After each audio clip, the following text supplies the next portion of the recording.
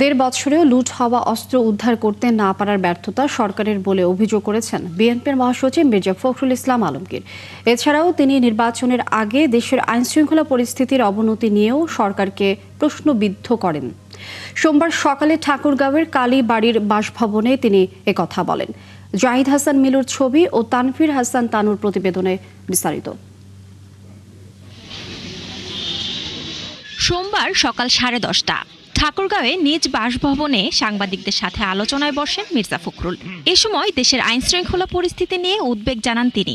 সেটা মনে করি এটা সরকারের একটা ব্যর্থতাই বলবো যে এটা অস্ত্র উদ্ধার করতে পারেনি এবং এখন পর্যন্ত আইনশৃঙ্খলা পরিস্থিতি সেই রকম একটা উন্নত হয়েছে বলে আমার কাছে মনে হয়। তিস্তার ন্যায্য হিস্সা আদায় প্রসঙ্গে ফখরুল বলেন, বিএনপি সরকার গঠন করলে তিস্তা পদ্মা সহ অভিন্ন সব নদীর পানির ন্যায্য হিস্সা আদায় করা হবে।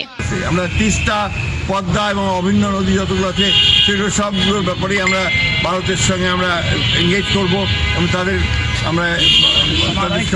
কাছ থেকে পানি হিস্সা আদায় করব।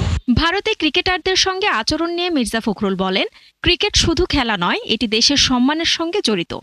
সেক্ষেত্রে আমি মনে করি সেই সিদ্ধান্তের সঙ্গে আমরা একমত, কিন্তু একই সঙ্গে আবার এটাও মনে করি ছোটখাটো বিষয়গুলো নিয়ে আমরা অল্পজনের মধ্যেই এই সময় জেলা বিএনপির সাধারণ সম্পাদক পয়গাম আলী সহ দলটির অঙ্গ সংগঠনের নেতাকর্মীরা উপস্থিত ছিলেন। জনগণের দায়িত্ব ভোট দেওয়া, যদি গণভোটে হ্যাঁ বা না জনগণের শান্তা ইসলাম, ৭১।